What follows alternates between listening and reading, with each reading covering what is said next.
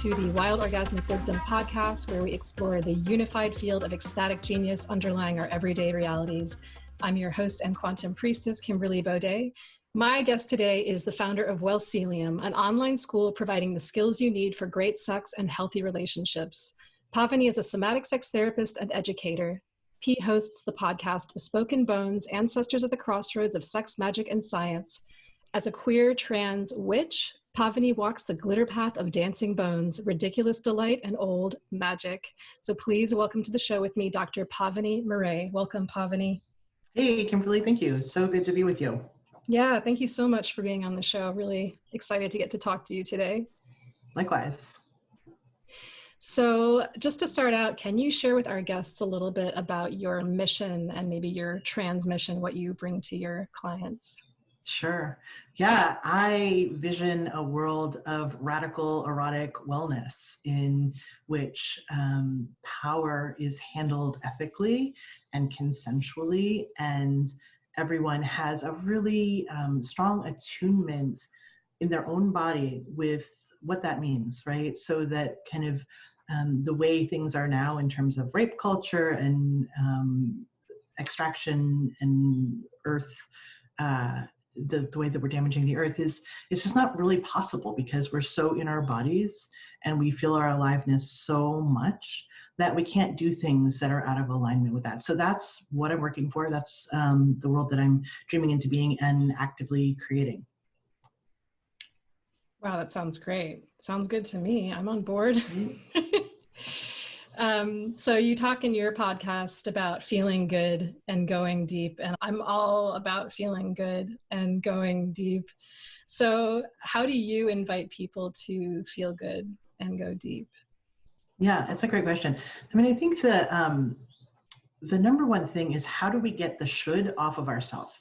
Like, we should feel like this, or it's best to feel like this, or some emotions are okay, some sensations okay, others are not, right? And how do we return to a body trust, a wisdom of what our soma, our body, offers us that says, this is what feels good for me. Like, if you ever were strongly encouraged to eat your vegetables, right?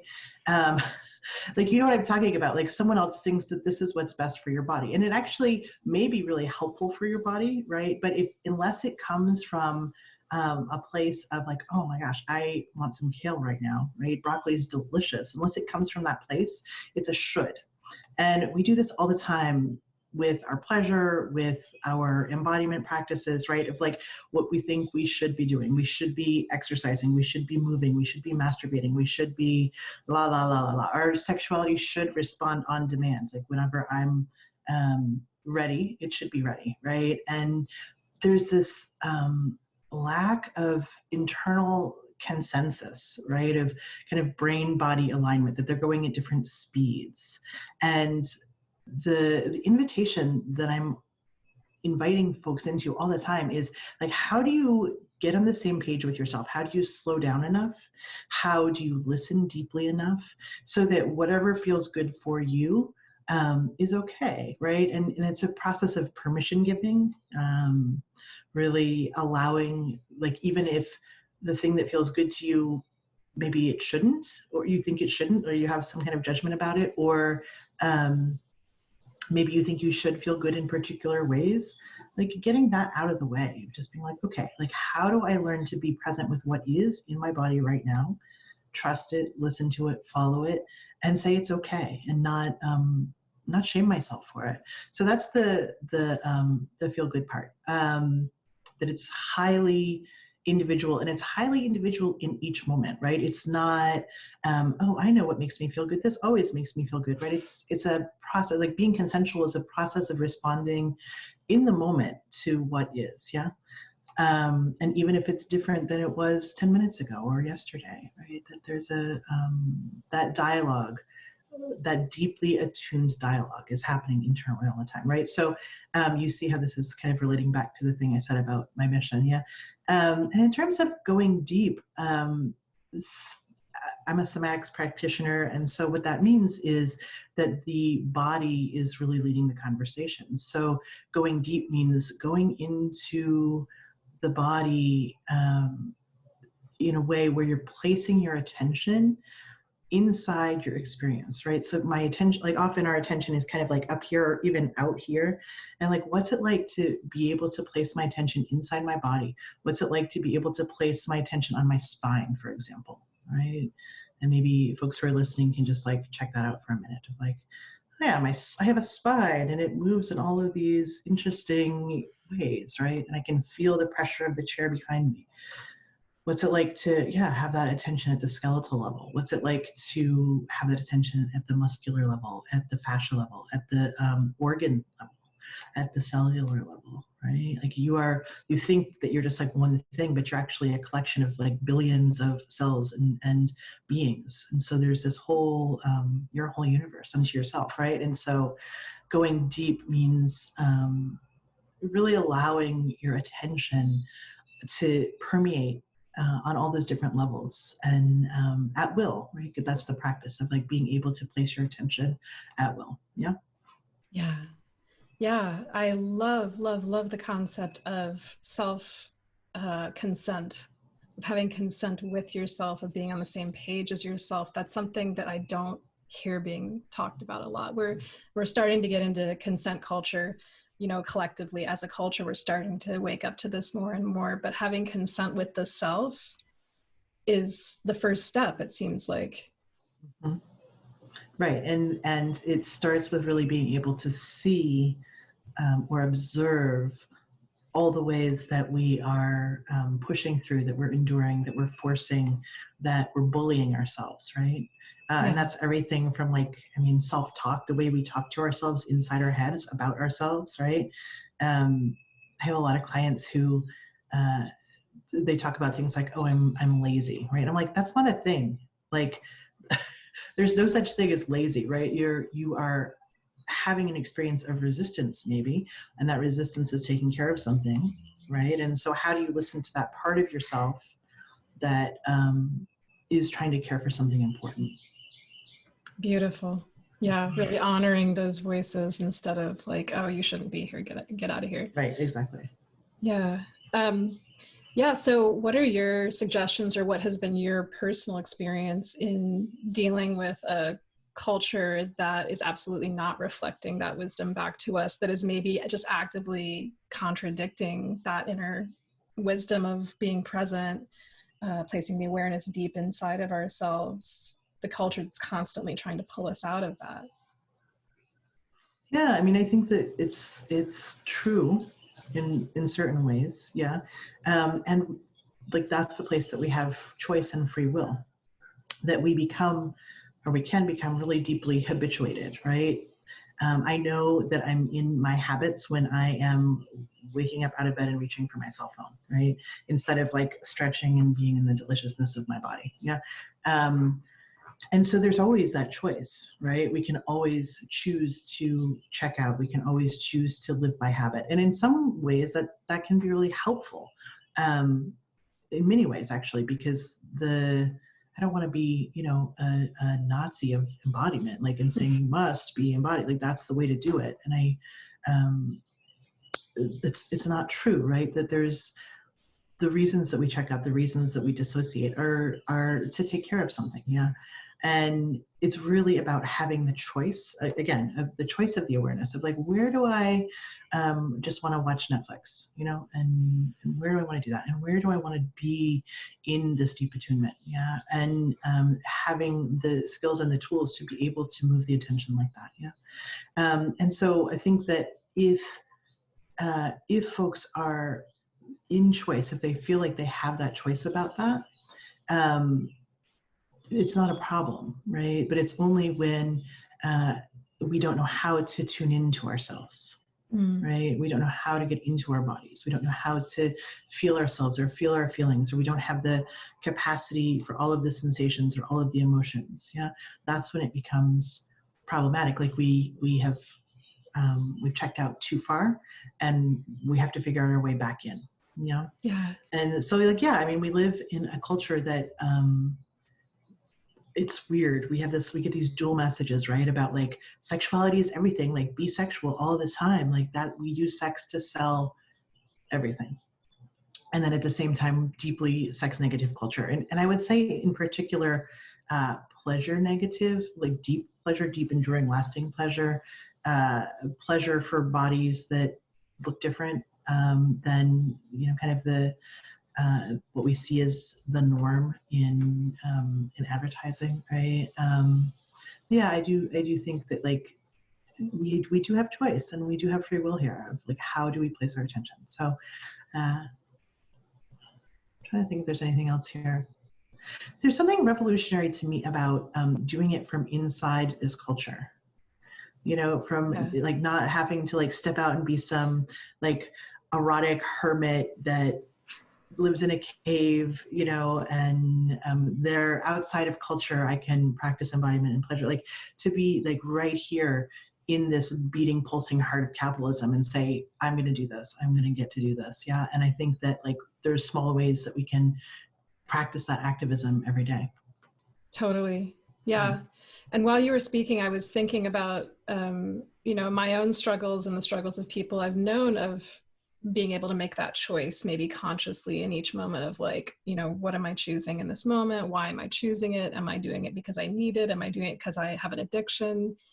What do you think about sort of addiction and mental illness as it's known? I'd put air quotes on that because I feel like the illness is not necessarily originating in the individuals. Yeah, I mean, what do I think about it? There's several things. One, the stigmatization of folks who are divergent in many ways, right? There is something about needing a place to put cultural shadow, of like needing a place to project like the mad, the crazy, the bad, the black, the fat, the queer, that all of those identities or experiences hold a certain piece of cultural shadow, I think is the best way to put it, of saying like that's other, that's wrong, that's not the way. And I mean, I think we all know at this point that those experiences, my experience of otherness is one of it's offered so much in terms of personal freedom, right? Like, meaning that when you're living inside of an experience that is not quote unquote mainstream, it's like the rules can't really apply to you in the same way, right? So I have a lot of clients, young women, who are really anxious, and they're anxious about their bodies, and they're anxious about, are they going to get married, and are they going to, and there are certain freedoms that are given that come with the kinds of, like, I mean, it's weird to say it, but like there are certain freedoms that come with certain kinds of oppressions, right? And that is one of them. And so, like, in terms of mental illness, I mean, there's a couple of things to say about it. One, on the spiritual level, I often wonder about, how those humans are being impacted by unseen forces, like spirits, ghosts, and what's, kind of what's going on there. Because I know that, like, there was a point in my own healing process where I started to realize that those critical voices, the ones that told me I was crazy or told me that I was whatever, unlovable, those weren't actually my voices. And whether those were absorbed through culture or through something other than culture, I don't know. But it started to be a process of like recognizing that that impact wasn't internal, right? It had become internalized, but it really wasn't. And so I wonder that sometimes about with folks who are mad, of like, or who are experiencing, what is called mental illness, like, what is native to the person and what is not, and how to help folks with that. And I have a colleague, Gogo Ekaya, who has really walked that journey of like, okay, what is it to walk into madness, and what is it to recognize it on a spiritual level? So there's that piece. Yeah, and then I think just also like why are there only certain ways that are okay to be creative in the world, right? That as long as there is like I think we could do a much better job of supporting folks to be how they are in their bodies and in their lives, right? Without necessarily pathologizing them. Yeah. Totally. Yeah. Yeah.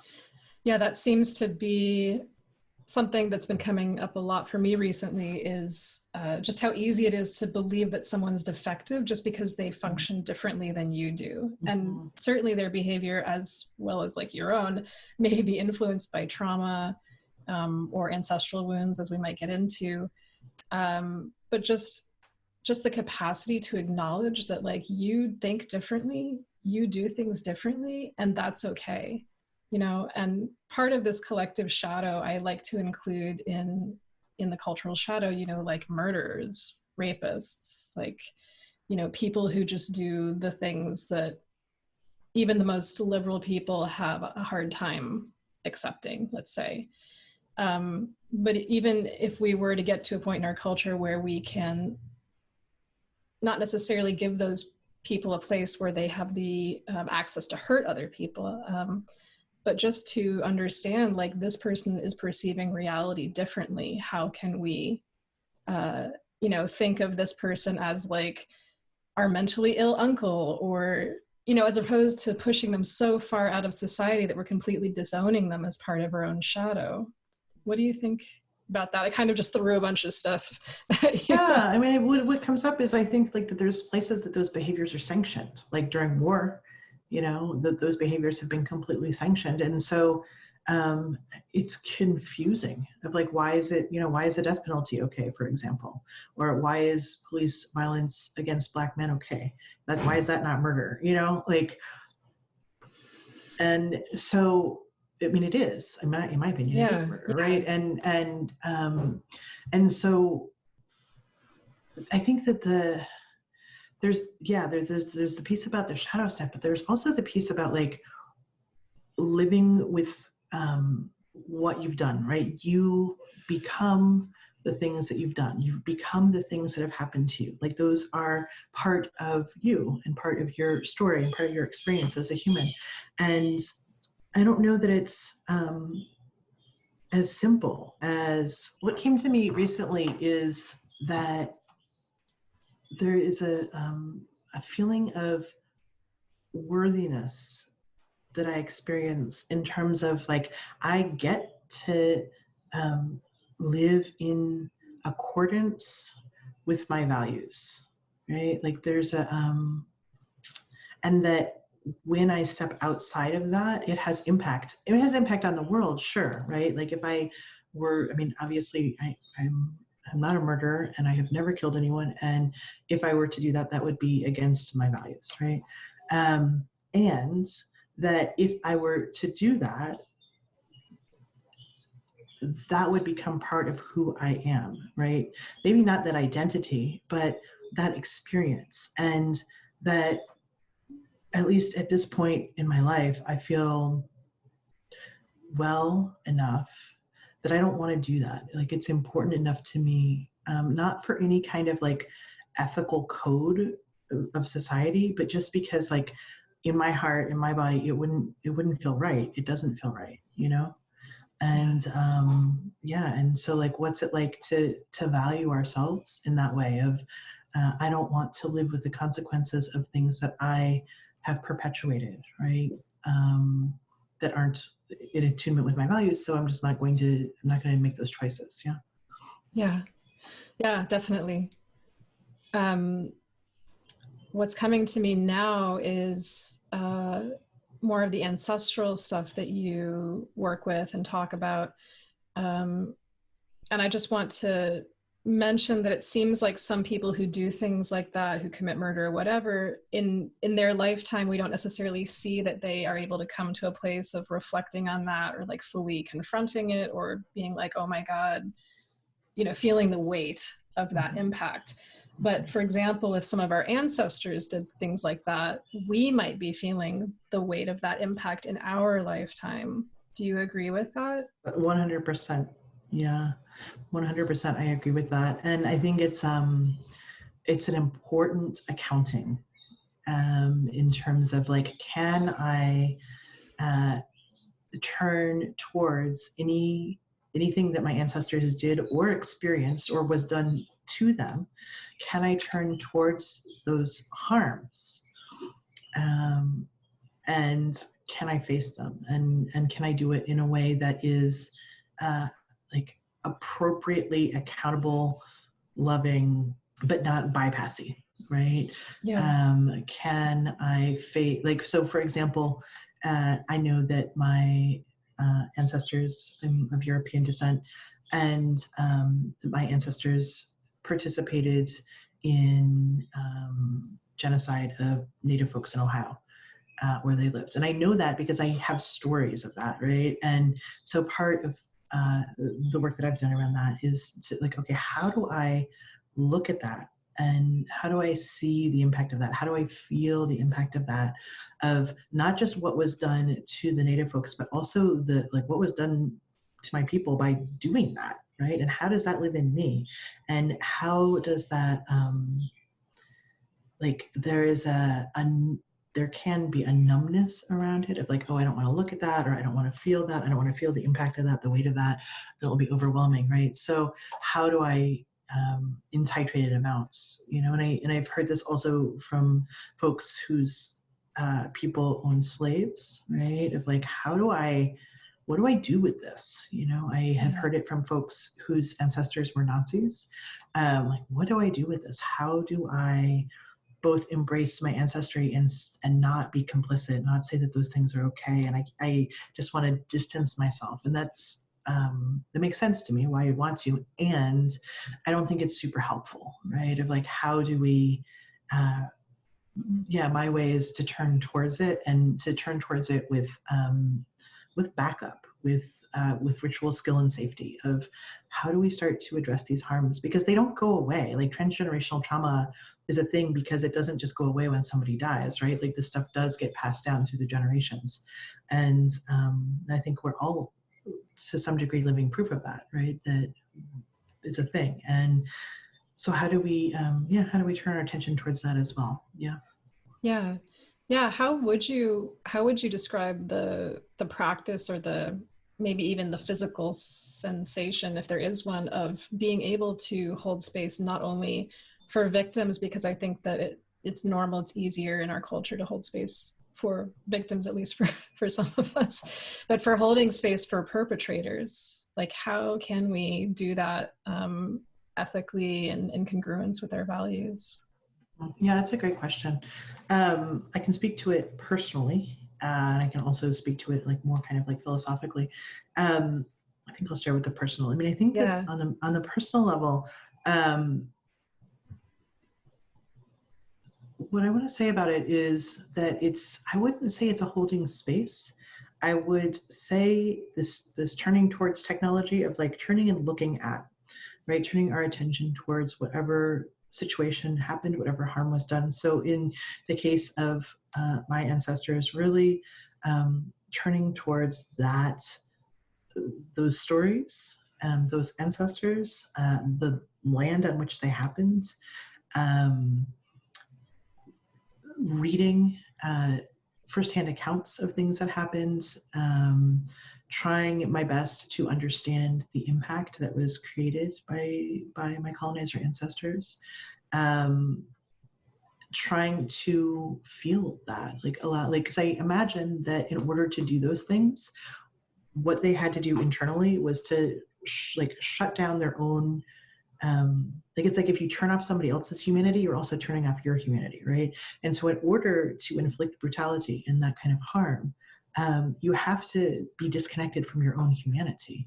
And so what is the corrective to that is to be willing to feel it, right? And so on my end of things, there's been a lot of ritual, there's been a lot of grief offerings, tendings, trying to make what reparations I can on the personal level to the folks who were harmed. In the case of those people, they were completely decimated from Ohio. Like they're not they're only existing in the place names at this point. And so it's, making connections with other indigenous groups and making reparations, financial reparations. And just like really being willing to see and acknowledge that those things happened, and they happened for the sake of land ownership and capitalism. And like it's not like, I don't know about you, but did you get fed that like, oh, let's make a turkey hen for Thanksgiving? Right? Like the natives and the pilgrims sitting down, like, no, that's bullshit, right? That's not what happens. And that kind of accounting and that kind of feeling accounting of just being like, oh my God, this is, in no way okay.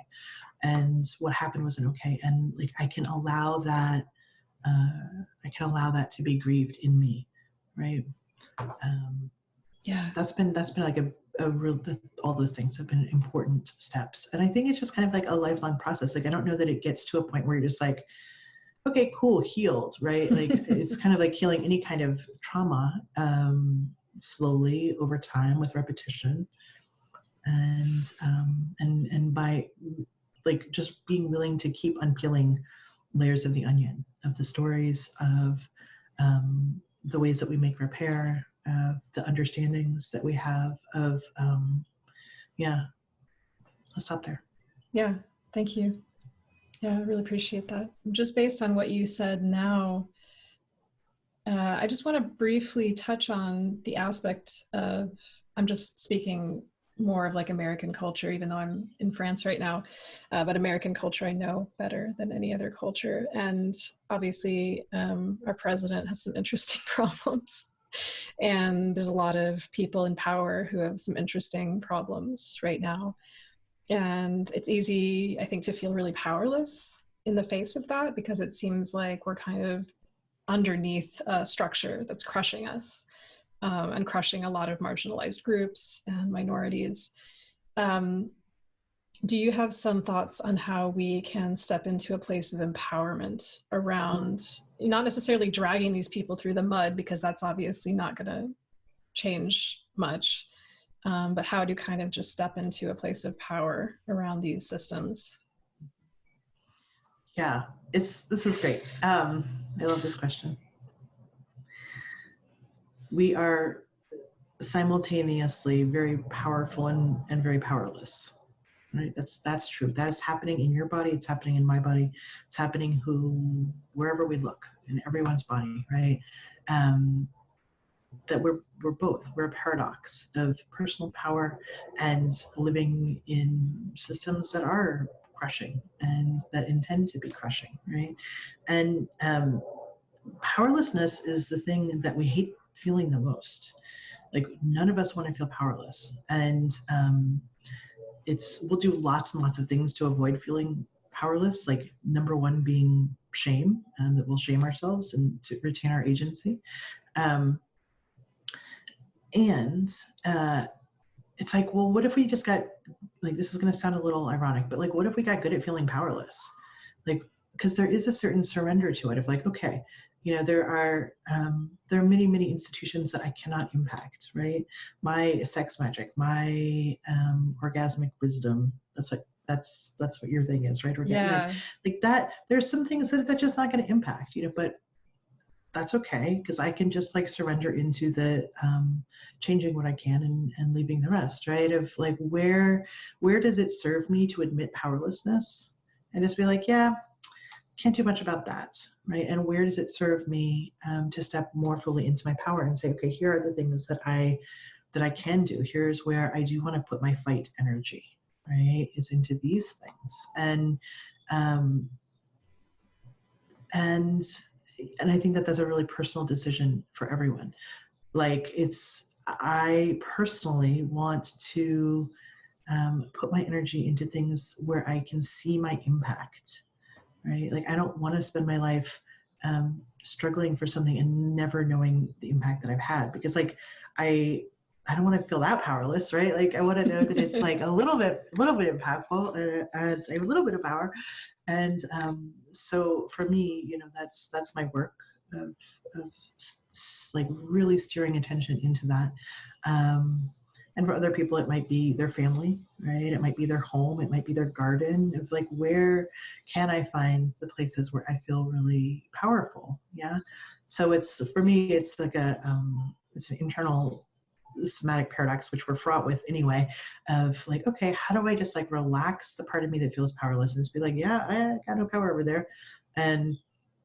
But over here, this is where I do. And I would say that also, collective power.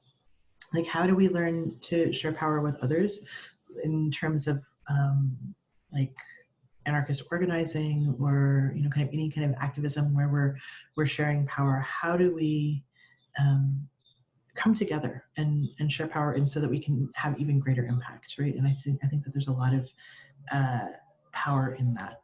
Yeah. Yeah, totally. Did I get at your question? I think How can so. we feel more empowered? Yeah. Yeah. So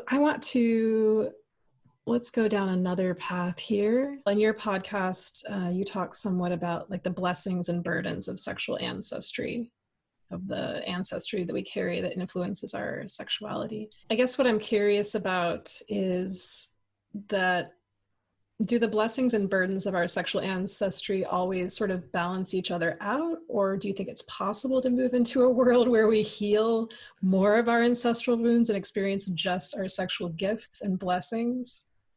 Well, I hope that's the idea, right? Be great. Yes. The answer is yes. Yay. Basically, you get handed a package when you're born, right? And it has the blessings and the burdens of your people, right? And you didn't ask for that. It's just what you get, right? And that includes the things that happened, like we talked about. It includes the attitudes, beliefs, practices, religious dogmas, sexual freedom, any kind of talents, any kinds of, and you can trace this back to like a place you can really see this is, kind of what are the blessings and burdens you just got from your family of origin, right? Of around sex. Like, did your family talk about sex? Were you encouraged to explore sexually?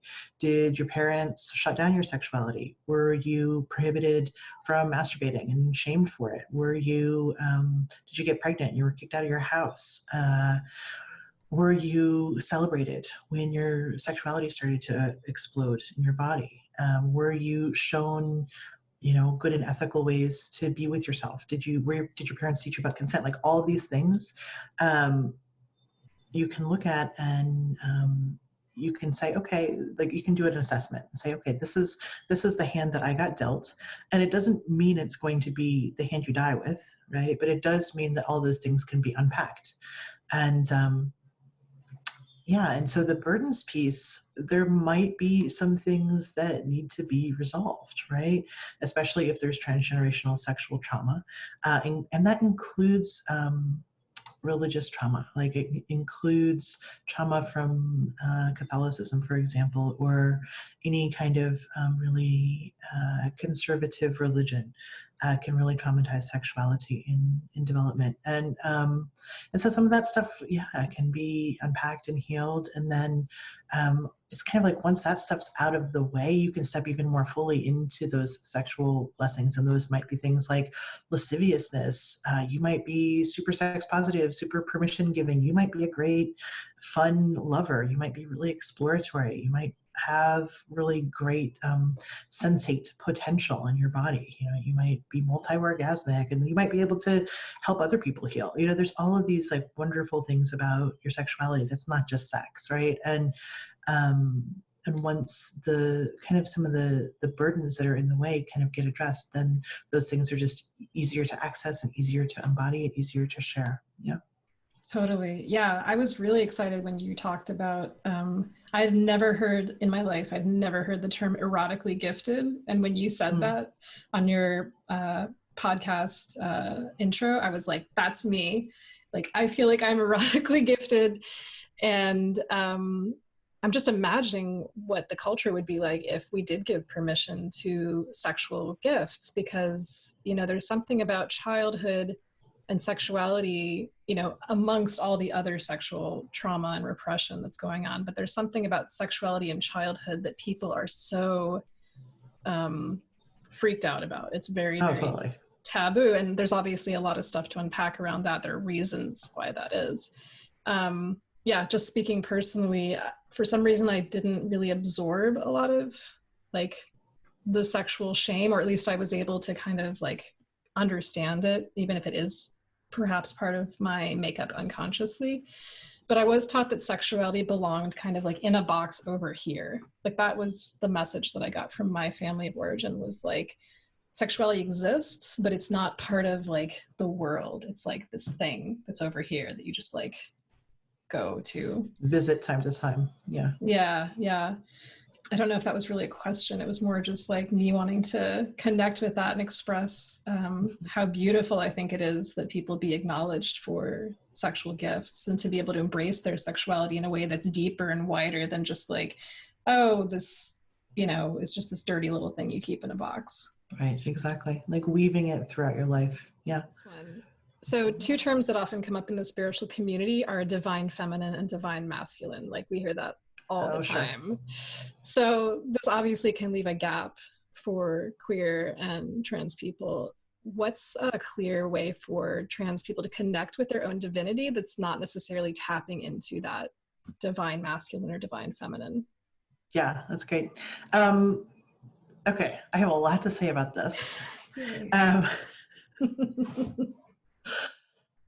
Yes. So, all right, let's just talk about what is this experience of the divine masculine or divine feminine. Let's just talk about that first, right? Like, what is that? When people say that, what are they even talking about? You know, it's like saying erotic energy. Like, what the fuck are you even talking about? You know, we use shortcuts in language, and we use them for the sake of communication and ease. But we're often not even on the same page on what we're talking about, you know? And so if I say the divine feminine, what I'm referring to is some kind of internal experience that I am having. And maybe it's a transcendent experience, right? Maybe it's a experience that connects me to something greater than myself.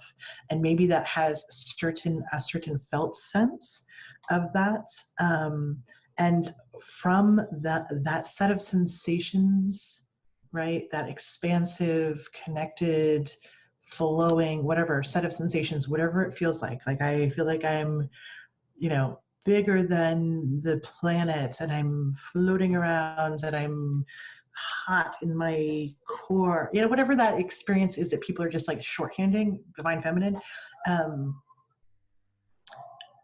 There's something really profound that they're experiencing and that's happening. Yeah. But the problem is that doesn't get conveyed. Right. And so if you're like, oh yeah, I was hanging out with the divine feminine this weekend, Pavani, I'll be like, cool, Kimberly, like, were you in a divine feminine ritual? Like, what, you know what I mean? Like, what does it even mean? Right. So like, what would it be like if we had language to, and I think that this really comes from not having nuanced enough language to talk about our internal somatic landscape, right? We have a very hard time saying, oh, this is what it feels like inside of me, right? And so there's that. The other piece is that we want to make meaning. We are little meaning-making monkeys, right? Of taking a set of sensations that we have and creating narrative around it, right? So that's the other piece of how this language thing comes in. So I think that's how we get to using this language, right? And maybe there's another piece of something like archetypal, of like wanting to connect with something that can give us guidance for the meaning of our own lives, right? So if I'm connecting with the divine masculine, maybe I'm, you know, connecting somehow with something that is informing my life and giving my particular life more meaning. Yeah, so it's not just like the meaning of this experience, it's like my individual life has more meaning. So yeah, I think for everyone, like some people, these, you know, who are kind of within the gender binary, trans people included, right? These words can work really well. I prefer a little more specificity because I don't really know, like when my clients say that, like I'm happy to go along with that language, but I'm like, but tell me what that really means to you. What does that feel like? How do you know it? What is it? How do you experience the divine feminine in your hips or in your torso or in your shoulders? Like how are you actually knowing that feeling? And there's like just the gender binary in general is super limiting, right? It, like you get two choices, and I have met very few people, because I do these exercises with people, with groups. I'll be like, okay, here's the gender binary. If you're a manly man, go over here, and if you're a girly lady, go over here. And like people revolt. Like I'm like, okay, put yourself on the binary. They like revolt. They're like, no, I won't. I'm gonna stand over here. I'm leaving the room, right? And so like okay, and this is like with just like regular groups of folks, right? Like at professional conferences, you know. So there's this, I think, this experience that many of us have that it just doesn't fit so well for us. Like there's parts of both that we might feel or that we might experience. Yeah, seriously, in like 10 years of doing that exercise, I have never seen it be like, okay, all the people who identify as men or, you know, it just doesn't work like that. And so I guess one question is, if that language comes up, who does it include and who does it exclude, right? Like, can a person with a cock be included in an experience celebrating the divine feminine, for example, right? Like, or is it, you know, excluded? Is there an exclusion that happens? And I don't know that it's like necessarily bad that an exclusion happens if it's upfront, and you know, I think that the harmful part of the binary is that it just like limits our options. Yeah. So okay, and getting back to the other part of your question now about trans folks, that was my rant about divine masculine and divine feminine. So for trans folks who want to, and who don't identify with the gender binary and who don't want to experience the divine masculine or the divine feminine, whatever that means to them, I mean, there's all of these great gender fluid deities. Like in every culture, there are gender fluid deities. I have a whole list of like 200 or 300 of them, right? So like all around the world, there's all of these expressions of the divine that are either genderless or gender morphing or gender both or agender, or, you know, there's just like so many expressions. It's, I mean, the gender thing is definitely a mystery, you know, and so that there is a way of being on that line of it, being in that, it's like there's a brink of like teetering on, and like being in that space of like, I was talking to somebody the other day and they're like, let me describe my gender to you. It's like this. And I was like, oh yeah, I know. That's like how it is too. I get it. Right. And so Yeah. that piece, that space of namelessness is a divine space, right? It's a liminal space. It's a space where we're beyond gender. We're beyond binaries of all sorts, not just gender. And it's like when we're in that liminality, everything becomes possible. Our magic becomes so much more potent, right? I don't know if you've ever gone to, have you ever gone to any rituals by like super gendered pagan rituals where there's like the high priestess and the high priest and they're like invoking into the cup, you know, and it's very formal, and I'm not trying to yuck their yum. I appreciate that, and it's not my jam, but and then it's just completely different when you're just with a group of witches in the woods and everybody's like rolling on the ground and hooting and hollering and like covered in ash and dirt and mud, and you know, for me, the structurelessness is where the magic happens. It's like the crack between the worlds. It's the way that we can bridge that gap between the seen and the unseen, and spend time with the spirit realm. And it's the same, yeah. And so like smashing binaries is awesome. That's where I'll stop. Hell yeah. Yeah, I think that's really exciting that in that experiment that you've done, that you've never had people that are like, oh yes, I'm fully 100% woman or whatever. I mean, just speaking from personal experience, I relate strongly to feeling like a man and feeling masculine, but people don't tell me that looking at me. They always say, oh, you seem so feminine, but I have this thing that I identify with that's this very strong masculine. And yeah, I think that everybody's on a spectrum, whether they know it or not, is my personal opinion. I was traveling in Idaho a couple of years ago with my partner. We went on a road trip, and it was a Sunday, and so most of the restaurants were closed because it was church. And we found this one that was open, and we went in there, and we were the only ones in there. And then slowly the church crowd started to trickle in. But there was this that's seated at the table next to us. There's this guy and his wife, and he's like, I mean, I think he probably would have been at the I'm a man if I had given him the spectrum. And he's like. So I'm listening to their conversation. They're talking with their server, and he's like, do you have lemonade? And the server's like, yeah. And he's like, okay, I'll have lemonade. And then he's like, oh, wait, is it pink lemonade? And the server's like, yeah. And he's like, oh, never mind, I'll have a Coke. And I was like, was it because it was pink? Because pink lemonade is just lemonade with food coloring in it. It's not like there's pink lemons, right? I'm like, oh my gosh. So that poor man. I hope that he got to eventually embrace that part of them that probably or just had something to drink, right? Right. Yeah. Oh my gosh. Yeah. Well, that's great. I would love to see that list of those deities, because that's really it's really cool. So can we talk a little bit about language? Because I know that this is really, like you said, this is a sticking point for people when they're getting to know their inner landscape and their felt sense, describing what's going on inside their body, inside their experience. Can you just give us some words of how can we learn how to talk about that experience? Mm-hmm. Well, I think the first thing is, how can you put your attention underneath your neck, right? How can you actually practice feeling what's happening? And that takes a minute to get good at, right? Of you don't even have to have words at first. Words is kind of the next step.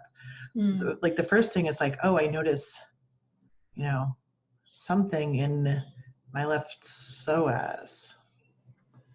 What is it? I don't know. I can't put words to it right now. And if you would ask me 10 years ago, I would have been down by my back on the left side. I didn't even know the word psoas, right? So there is a power to having a sense of our own anatomy, is one thing. Of knowing where are your kidneys? Can you put your hands on them? Can you put your hands on your liver? Where are your thyroid? Where is that? So having that piece is kind of important, but then also being able to feel into the body and be okay, so I'm going to close my eyes and I'm going to just feel the palms of my hands, really pour my attention into the palms of my hands, right? And then everything else kind of goes offline, and then it's just the palms of my hands. Well, what do I notice when I'm just hanging out with the palms of my hands? So I can feel there's a tiny tingling in my right ring finger, and my left hand is a little bit cooler than my right hand, and so temperature is one thing to notice, and that's more of can be more of an external experience, right? Of the air on your skin, a movement, if there's any kind of movements, sometimes people will be it just feels like it's going like this, and what they're trying to tell you is there's some kind of movement there that's happening. Movement, constriction. If you can't tell if something is constricted, try to tighten it more. People use words that represent things kind of in nature, often, sinking, dropping, floating, bubbling, bristling. And there's words online, sensation lists that you can find online of there's and to know that emotions and sensations are similar but yet different, right? So I'll often say, okay, what are you noticing inside? And someone will say, I feel some tightness in my chest, right? And I'll say, okay, so is there an emotion associated with that? Say, I feel kind of sad, right? And people get those things confused too, like sensation and emotion gets mixed up, but they are separate, kind of.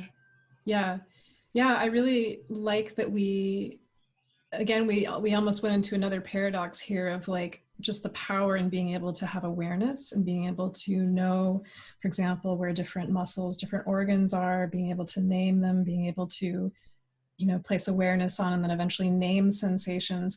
And then, in this other realm, the unnaming. I like to talk about the unnaming of animals, like removing the names that we've given to things in the world as a way to experience them more directly.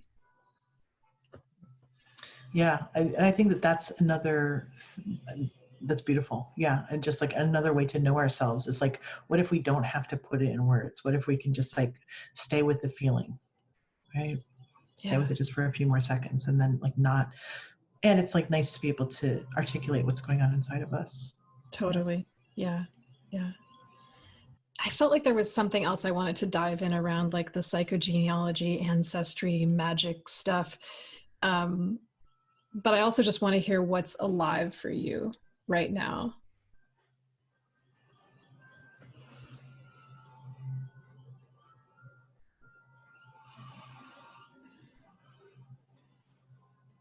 You want to talk about the spirit of Eros? Yeah, let's do that. Yeah. So if we talk a little bit about the spirit of Eros, right? So first of all, what even is that, right? And again, it's a shorthand, it's a name of a felt sense thing. And when I'm speaking about Eros, what I'm speaking about is the feeling of aliveness, right? It's not something we pay attention to a lot. Like we just kind of are alive, but there's also a feeling, like when we think about all of those billions of cells, that each one of them, like when I was in my 20s, I used to take psychedelics a lot, and you probably can't tell. But I remember this one time I was tripping, and I was like, whoa, I wonder if all my cells are tripping too. Like that each cell has its own life, right? Like each organ has its own life. And so there are these processes of life that are going on inside of us. There is, obviously there's some animating force, spirit, whatever you want to call it, that is in us, that leaves when we die. That feeling of aliveness, and we know it through our senses, mostly through our through sight, smell, hearing, taste, touch. We also know it through our internal senses. But it's like, what is it to start to make that the center of your life, that you are alive and that you can pay attention to the feeling of aliveness within you? And we can call that Eros, right? And it's the same thing that's in every living thing, right? That the erotic moves through every tree, every leaf, every bud, every animal, every spermatozoa, every zygote. Like it's the same thing, that aliveness. And so for me, it's pretty exciting right now to think about, like, I'm kind of bored with trauma. And I know that trauma is like right now kind of culturally, everybody's like, oh, gotta deal with trauma. And I agree. And I don't know, maybe I just hit it a little bit ahead of everybody else. But like at this point, I'm like, I don't know how I don't think it serves us to repeat our trauma narratives again and again. Like, I think once is helpful, and more than that, we're just repeating our trauma, right? And so, like, what is the antithesis of that? Well, the antithesis of that is telling our aliveness stories. Of like, what's a time that you dissolved into the world in a beautiful burst of aliveness, and that everything inside you was changed by that moment? Or like, what's a moment that you were completely present today, where everything stopped and you were just in that moment, right? So I'm super interested in these kinds of pleasure experiences, and pleasure is kind of written off as like, oh, that's extra, right? Well, that's some survivalist bullshit, right? That's not extra. That is the thing, I think, of like, what's it like to, and pleasure doesn't have to mean, like it can be grief, right? Like pleasure can be grief, it can be sadness, it can be rage, it can be so many things, but just this like presence of feeling, this presence of aliveness. And so that's where it's at for me right now, is like following my aliveness, really trusting that like what's coming through is the right thing. That if I'm resisting something, it's because it's not the thing right now. There's nothing wrong with me. I'm not being lazy. Just like that's not where the magic is at. So like this skill of being able to sniff that out, of like how do I follow this thread of aliveness? It's like almost like if I was in a beautiful forest, and the thread of aliveness was this beautiful little fairy that's dancing in front of me, and I'm just like, following behind it, of like, where is that moving in me? Yeah, so erotic every day. Amazing. I love that. And that's exactly what Wild Orgasmic Wisdom is all about. It's about bringing being aware of orgasmic energy that's moving through everything, not just Yes. sexual organs when we're being sexual. Beautiful. Completely that, yeah. Beautiful. All right. Yeah, I'm just letting that land. I felt like I had another question, but that's pretty much it. Yeah. So yeah, aliveness, Eros, it's the cake. It's not the icing on the cake, it's the cake itself. It's the meal. Yeah, the whole meal. Enjoy. The delicious raw vegan organic meal that I just lovingly prepared for you while I was naked in the kitchen. Hell yes. All right, Pavani, anything else you'd like to share with us today before we wrap up? No, but I can tell folks where to reach me. Yes, please tell us where we can. Great. So yeah, I have a school called Wilcelium, which you mentioned, and it's in the process of launching, and we have all of these amazing teachers and events around the stuff that I've been talking about. And so you can find us online at wilcelium.org, WELLCELIUM.org, or on Instagram. We're having all kinds of fun stuff there. And yeah, I'm excited to share my work with you. Yeah, thank you. I'm very excited to get to know more about you and your work. And don't forget to check out P's podcast, Bespoken Bones, which is incredible, has a lot of incredible guests as well. So please check that out. And I'm going to put all the links in the notes, in the credits, so you can get that. All right. Thank you so much, Pavani. Really appreciate you being here. It's been an honor. Thank you. Yeah, take care. Bye-bye.